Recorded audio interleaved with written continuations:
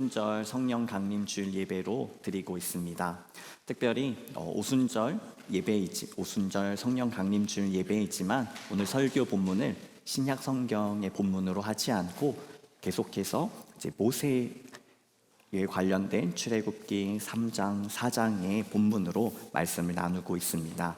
또한 모세의 말씀을 통해 우리에게 임하시는 하나님의 임재를 또 하나님의 영을 배우며 고백하는 시간이 되기를 소망합니다. 우리는 자주 살아계신 하나님을 믿으며 이 하나님께서는 언제나 어디에서나 무소불위라는 표현을 우리가 종종 사용하는데요, 어디에나 계신다고 고백을 합니다. 그런데 우리가 살면서 하나님의 살아계심을, 또 하나님이 내 옆에 계심을 항상 경험하는 것은 아닙니다. 왜 우리가 지식적으로는 하나님이 어디에나 계신다고 말하면서 또 우리의 삶 가운데서는 하나님이 안 계시다고 느끼는 걸까요? 그것은 나의 어려움이 해결되지 않을 때, 내가 내 상황이 곤란에 처해 있을 때 우리는 더욱더 하나님이 계시지 않는다는 하나님의 부재를 경험하게 됩니다. 분명히 하나님은 어디에나 계심에도 불구하고 왜 우리는 하나님이 그 어디에도 계시지 않은 것 같은 경험을 하게 되는 걸까요? 그것은 바로 하나님의 임재와 이 하나님의 부재의 차이는 하나님이 계시어서, 하나님이 계시지 않아서의 문제가 아니라 사실 우리의 시선이 하나님을 바라보고 있는가 혹은 하나님을 등지고 있는가의 차이라는 사실입니다. 그래서 진짜 중요한 것은 우리의 시선의 문제입니다.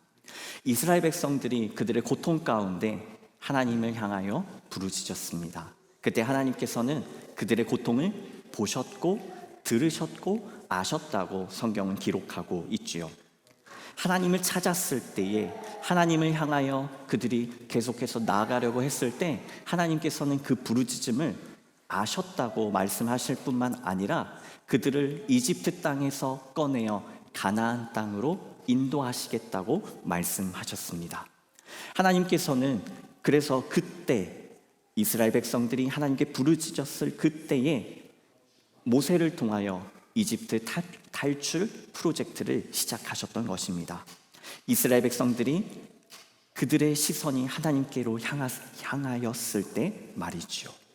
그리고 그때 이스라엘 백성들은, 하나님의 사람들은 하나님의 살아계심을, 하나님의 동행을, 함께 하심을 배우게 되고 경험하게 되는 것입니다. 그러면 모세를 한번 살펴볼까요?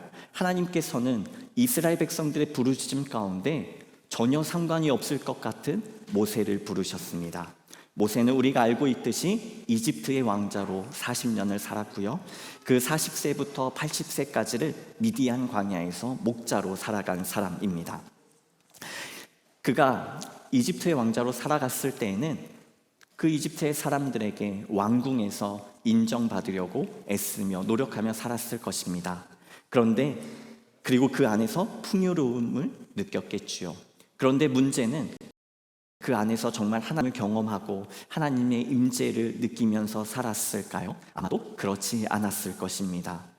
왜냐하면 만약 그가 그 왕궁에서도 하나님과 동행하면서 하나님의 함께 하심을 경험했다면 그의 실수로 이집트 관리인을 죽였을 때 그는 결코 광야로, 아무도 그를 모르는 곳으로 도망가지 않았을 것입니다. 오히려 자신의 잘못 앞에 잘못을 고백하고 뉘우치며 잘못된 자신의 모습을, 또 관계를 회복하려고 했겠지요. 그러나 하나님이 계시지 않았기 때문에, 아니 무엇보다 모세의 삶에 하나님이 계시지 않았기 때문에 모세는 도망갔던 것입니다. 그 일이 탄로나자 아무도 나를 이해하지 않는 곳으로, 아니 아무도 자신을 알아보지 못하는 곳으로 도망갔던 것입니다. 이것이 바로 하나님의 부재, 하나님이 함께하지 않으셨을 때 나타나는 중요한 특징입니다. 바로 어떤 문제 가운데 도망을 치는 것이죠.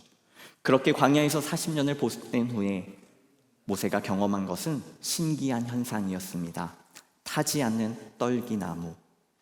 그것은 사실 하나님의 임재를 상징합니다. 그 가운데 이 기이한 장면 속에서 모세는 점점 그 신기한 현상이 있는 곳으로 다가왔습니다. 어쩌면 이것이 모세의 공허함을 잘 나타내주는 장면일 것입니다. 그리고 그 가운데서 하나님의 부르심을, 모세야 모세야 부르시는 하나님의 음성을 또한 듣게 됩니다. 그리고 이어지는 대화들이 있죠. 하나님은 누구이십니까? 그리고 하나님께서 내가 누구이기에 바로에게 가며 이스라엘 자손을 애굽에서 인도하여 내리이시까? 그리고 그들이 내게 묻기를 그의 이름이 무엇이냐 하면 내가 무엇이라고 그들에게 대답하겠습니까? 그의 질문에는 하나님의 부르심에 대한 거절을 느껴지기도 하고요, 또 하나님에 대한 불신이 느껴지기도 합니다. 그런데 그의 하나님과의 대화 가운데, 질문 가운데 느껴지는 것은 불신과 의심 속에서 여전히 관심이 있다는 것입니다. 왜냐하면 관심이 없다면 질문도 하지 않았을 테니까요. 그렇게 의심과 관심 속에서 모세는 계속된 질문을 통해 하나님께 가까이 가고 있었습니다. 그리고 그 대화 가운데 하나님은 자신을 드러내셨지요. 오늘 본문에 이렇게 기록합니다. 모세가 하나님께 묻는 거지요. 그들이 나를 믿지 아니하며 내 말을 듣지 아니하고 이르기를 여호와께서 너에게 나타나지 아니하셨다 하리이다. 자신의 불신은 해결됐지만 이스라엘 백성들이 하나님을 향한 불신을 어떻게 해결하시겠습니까? 라는 그 질문 앞에 하나님은 이렇게 대답해 주십니다. 내 손에 있는 것이 무엇이냐? 그것을 땅에 던지라. 하나님께서는 모세의 손에 들고 있던 지팡이를 던지라고 말씀하셨습니다. 그러자 그 지팡이가 어떻게 됐지요? 오늘 우리가 읽은 본문의 말씀처럼 뱀으로 변했습니다. 그리고 하나님께서는 그 꼬리를 잡아서 다시 지팡이로 바꾸어 주셨습니다. 하나님께서 모세에게 이러한 기적을 보여주신 이유가 있습니다. 뱀은 당시 이집트 파라오 왕권을 상징했습니다. 그리고 그냥 뱀도 아닌 코브라입니다. 이집트의 유적을 보면 코브라의 형상처럼 생긴 유적들이 참 많죠. 유물들이 많죠. 이 사람에게 위협적인 뱀은 사실 반드시 머리를 잡아야지만 통제할 수가 있는데요. 그런데 하나님께서 뱀의 꼬리를 잡으라고 하신 이유가 있습니다. 하나님은 머리를 붙잡지 않아도, 꼬리만 붙잡아도 이 뱀을 통제하실 수 있는 능력을 가지고 있다는 것을 말씀해 주고 계신 것입니다. 제 아무리 그 사람을 위협하는 뱀일지라도 하나님의 말씀 앞에, 하나님의 존재 앞에서는 아주 작은 것일 뿐인 거지요. 두 번째 보여주신 표적은 무엇입니까? 성경에는 나병으로 번역되어 있는데요, 이 성경의 연구가들은 이것을 나병으로도 이해할 수 있지만 아주 심한 피부병이 더 정확하다고 해석을 합니다. 그래서 모세가 손에 품었다가 뺐을 때 피부병이 생겨났고 다시 손을 넣으니 손이 회복되었습니다. 피부병은 당시에 매우 부정한 질병으로 여겨졌습니다. 그래서 신의 저주를 받아서 이러한 전염병이, 피부병이 생겼다고 여겨졌지요. 그래서 이후에 이집트에 내려진 10가지 재앙 중에 하나가 전염병인 이유도 여기에 있습니다. 그것을 사람이 관리하거나 통제할 수가 없습니다. 그런데 하나님께서는 하나님의 기적 가운데 모세의 손에 피부병을 생기게도 하셨고 그것을 완전히 깨끗하게 치유해 주시기도 하셨습니다. 이 기적은 단순히 모세에게 하나님의 능력을 나타내 주실 뿐만 아니라 하나님의 치유와 회복을 가르쳐 주시기도 하셨습니다. 잘못된 것을, 한 것을, 또 감추고 싶은 것을, 그리고 부정하다 하는 것을 하나님께서 깨끗하게 회복하실 수 있는 분임을 오늘 이 기적을 통해 모세에게 말씀해 주시고 계십니다. 그리고 하나님께서 이렇게 말씀하셨지요. 이마저도 이스라엘 백성들이, 그리고 사람들이 믿지 아니하면 나인강 물을 떠다가 그 사람들 앞에서 피로 변하게 하시겠다고요. 이것이 바로 10가지 재앙 중에 첫 번째 재앙이 되기도 했습니다. 깨끗한 물은 사람들이 살아가는데 아주 필수적인 요소입니다. 특히 곡창지대라 불리는 이 이집트의 나일강 주변에서 이 강물의 공급은 그 어떤 것과도 비교할 수 없이 가장 중요한 것입니다. 그래서 이스라엘 백성들뿐만 아니라 그리고 이집트의 사람들이 그리고 파라오도 이 나일강을 신처럼 숭배하기도 했습니다. 이 물과 농사, 곡식의 수확이 이 모든 것이 물에 달려 있다고 여겼거든요. 그런데 하나님께서 물이 하나님 앞에서는 피로 변할 수 있고 그것이 아무 소용이 없을 수 있다는 것을 가르쳐 주고 계십니다. 그러자 모세가 또 하나님께 이렇게 말합니다. 하나님, 나는 본래 말을 잘 못하는 자입니다. 그리고 이후에 또 이렇게 말하지요. 오 주여, 보낼 만한 자를 보내소서. 여러분이 하나님이시라면 어떻게 하시겠습니까? 기적을 보여주셨고 그가 묻는 말에 다 대답을 해주셨어요. 그런데 모세가 하는 질문은 하나님, 제가 여기 있습니다. 나를 보내주십시오 라는 결단이 아닌 자꾸 저는 못하고요. 하나님, 할 만한 자를 보내십시오. 어쩌면 모세에게 이러한 대답은 당연한지도 모릅니다. 왕궁에서 자란 모세, 그 엄청난 힘과 권력을 너무나도 잘 알고 누렸던 모세입니다. 그 안에서 지식을 배우며 스스로 성장하고 있다고 느끼고 스스로 높은 자리에 있다고 느꼈던 모세이겠지요. 그런데 그 후로부터 이미 40년이라는 시간이 지났습니다. 모세를 기억해 주는 사람도 어쩌면 이미 줄어들었을지도 모르지요.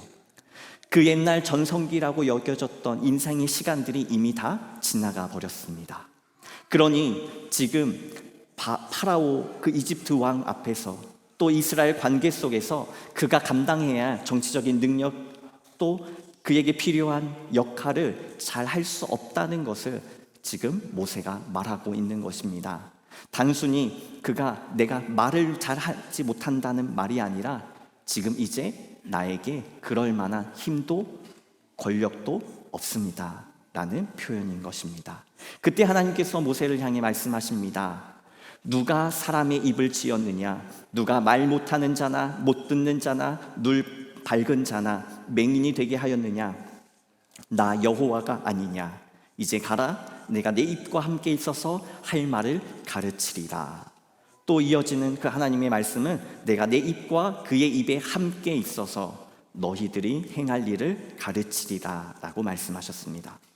하나님께서는 모세에게 어떤 능력을 주시겠다고 약속하지 않으셨습니다. 다만 하나님의 약속은 내가 너와 함께 하겠다라고 말씀하셨을 뿐입니다.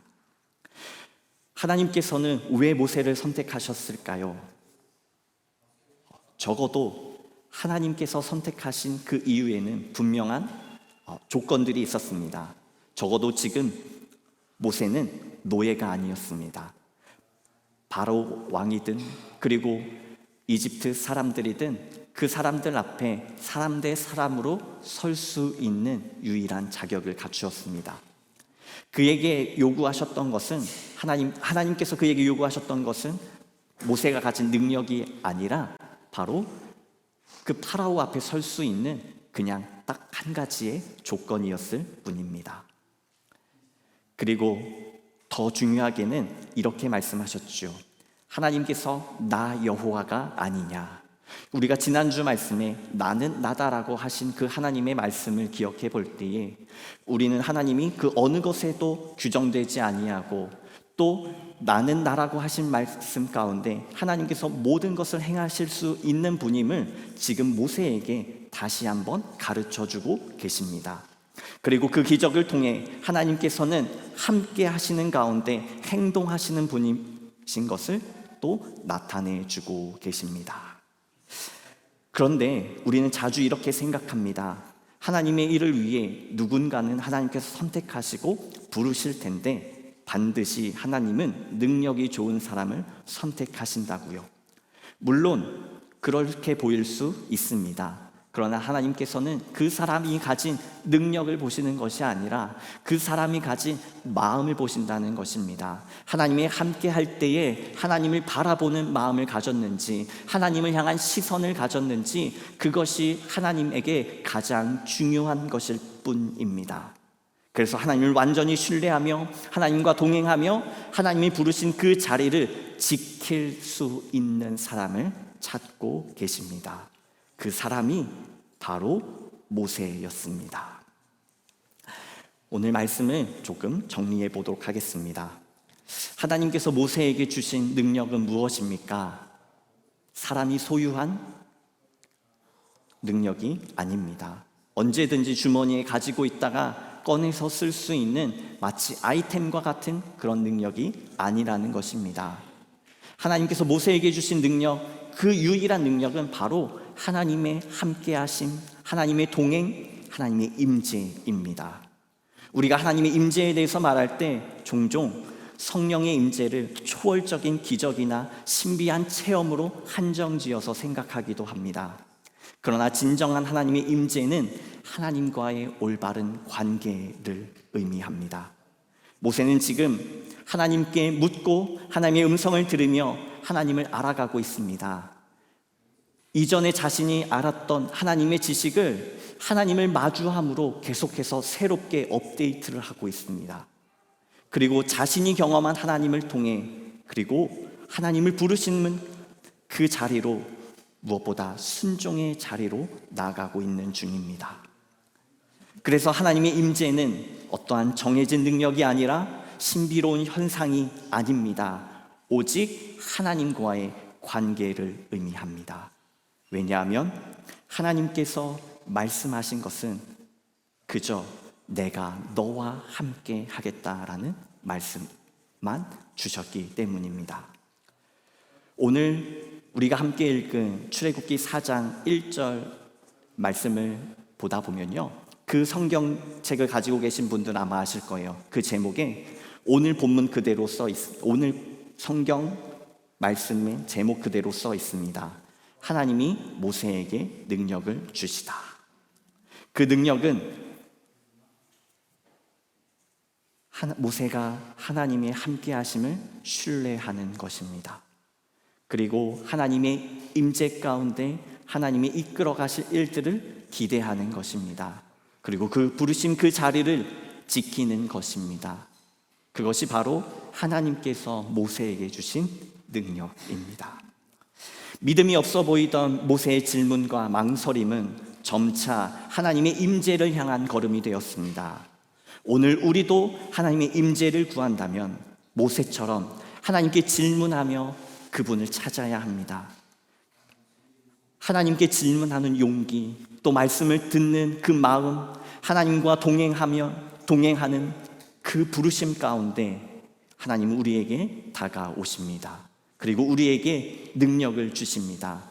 단지 기적을 일으키는 능력이 아니라 하나님을 아는 지식에서 오는 확신과 신뢰, 그것이 하나님이 우리에게 주시는 성령의 역사입니다.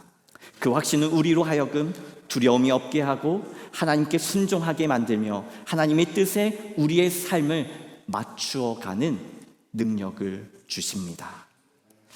지팡이는 본래, 모세가 가졌던 지팡이는 본래 목자가 맹수로부터 가축을 보호하고 위협할 때 사용되었던 도구였습니다. 그러나 하나님께 맡겨진 이 지팡이는 이스라엘 역사에서 단순한 도구가 아닌 하나님이 함께 하시는 하나님의 주권과 하나님의 임재의 상징이 되었습니다. 모세의 지팡이가 처음에는 평범한 목자의 지팡이였지만 이제 하나님 손에 맡겨지자 하나님의 능력을 드러내며 하나님의 일하심을 나타내는 하나님의 대리자로서의 지팡이로 변화된 것입니다. 모세는 하나님의 부르심 앞에서 자신의 부족함과 두려움을 드러내며 질문하며 거절했습니다. 그러나 하나님은 그 과정 속에서 모세에게 확신을 주셨습니다. 하나님이 함께 하신다는 것을요. 그리고 그 과정 가운데 모세를 회복시키셨고 그의 정체성과 사명을 다시 세워주셨습니다. 하나님께서 기적을 보여주신 이유는 단순히 모세를 놀래켜 주기 위함이 아니라 하나님의 위대하심을 나타내고 그분을 알게 하시며 믿게 하셔서 그와 함께 하나님께서 맡기신 그 소명의 길을 걸어가도록 하시기 위함입니다. 이것이 하나님의 백성에게, 무엇보다 모세에게 주셨던 하나님의 능력입니다. 여러분은 하나님의 그 능력을 가지고 계십니까?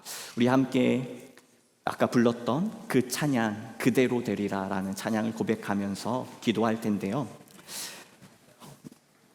하나님께서는 이미 모세에게 하나님께서 어떤 일을 하시겠다고 말씀해 주셨습니다. 그것이 단순한 모세의 바람이었을 수도 있고요, 아니면 모세는 감히 상상할 수 없었던 위대한 기적일지도 모릅니다. 그러나 하나님께서는 사람의 생각이 아닌 하나님의 계획을 가지고 계시고 하나님의 방법으로, 하나님의 뜻대로 하나님의 일을 이루어 가십니다. 하나님께서 찾으시는 그 사람은 하나님의 일을 신뢰하며 믿으며 따라가는 사람을 찾으십니다. 세상에서 인정받으며 지혜로운 사람이 아니라 온전히 하나님 앞에 하나님의 부르심 가운데 순종할 수 있는 사람을요. 우리 이 찬양 고백하면서 하나님, 내 시선으로 때로는 이해되지 않지만 그러나 주님께서 우리를 부르실 때 믿음으로 그 길을 걸어갈 수 있는 확신을 허락하여 주옵소서. 나에게는 능력이 없지만 위대하신 하나님께서 함께 하심으로 내가 능히 감당케 하여 주옵소서. 주님의 일에 쓰임 받게 하여 주옵소서. 우리 함께 결단하며 찬양하며 나아가겠습니다.